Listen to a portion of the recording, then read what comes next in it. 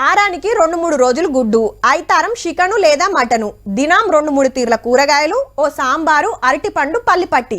హవ్వా menu మస్తుందిలే.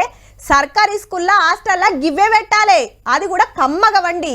కానీ ఉడకని కూరలు నీళ్ళ షార్తోటి తిని దావకండ్ల వడబట్టిరి. కొందరి పానాలే వాయే. అటు హైకోర్టు సుత సీరియస్ అయింది.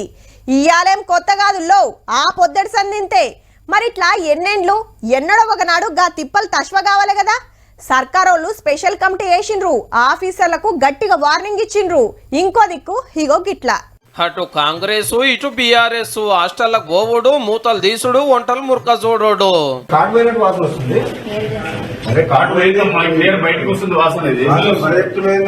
హాసన చూడు అని మేడం మూతికాడ పెట్టిండు గంటే. అయితే ఇంకా పెరుగు సైజు చూస్తే పుల్ల ఉందట. పుల్ల ఉన్నది నోట్లో పెట్టుకునేటట్లేదు. రుచి చూసి చెప్తున్నా, లేకపోతే నువ్వు చూడు. నాకు నమ్మకం లేకపోతే చూస్తావా? చూడు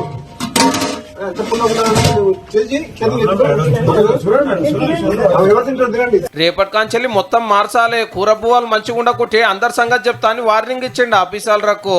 ఇక ఆలేరు ఎమ్మెల్యే ఐలన్న ఒక హాస్టల్ చెకింగ్ కు పోతే టీవీలో పేపర్లో వస్తుందా చూస్తున్నావా?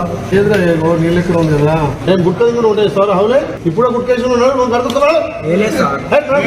కార్ లీడర్ అయితే 6 రోజులు గుత్తకు పట్టి తిరుగుతారట.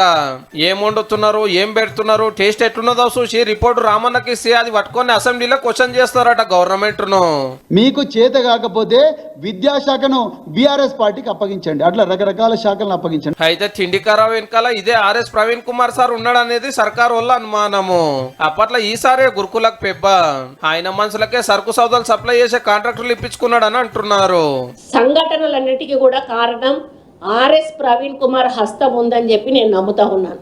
ఎందుకంటే ఆయనకు అన్ని హాస్టల్స్ లో కూడా ఆయన అనుచరగణం ఉన్నది. నేను చేసిన వర్క్ ప్రపంచంలో ఇంతవరకు ఎవ్వరు ఊహించింది నేను చేసిన. గతంలో బీఆర్ఎస్ ఎమ్మెల్యేలు ఏం మాట్లాడిందో ఒక్కసారి గుర్తు చేసుకోండి. ఆనాడు ఆహార పదార్థాల నుంచి యూనిఫామ్ దాకా ప్రతి దగ్గరలో కమిషన్లు తీసుకుంటుండే ప్రవీణ్ కుమార్ అని చెప్పి గువ్వల బాలరాజు గారు ఆరోపించారు. మేము వృధా చేసినాం 99 కోట్లు. తీసుకురండి రికార్డులు, ఏం తీసుకొస్తారో. ఇక ఎటు చూడండి, అంగన్వాడీ సెంటర్లకు సప్లై చేసే పాలు తాగుతున్నది మంత్రి సీతక్క. మంచిగానే ఉన్నాయట. మీకోసం కాబట్టి ఇవి తెచ్చిండ్రు, వాళ్ళకేం పంపిస్తారో కూడా జర నజర్ అయ్యాక. క్వాలిటీ లేని సరుకులు పంపితే కాంట్రాక్టర్ రద్దు చేస్తామని అయితే వార్నింగ్ ఇచ్చింది. మీకు ఈసలాట్ ఏమో గానీ పిల్లలకైతే మంచి తిండి అండేటట్టు చూడండి జరా. పుల్ల ఉన్నది నోట్లో పెట్టుకునేటట్లేదు. రుచి చూసి చెప్తున్నా, లేకపోతే నువ్వు చూడు. నాకు నమ్మకం లేకపోతే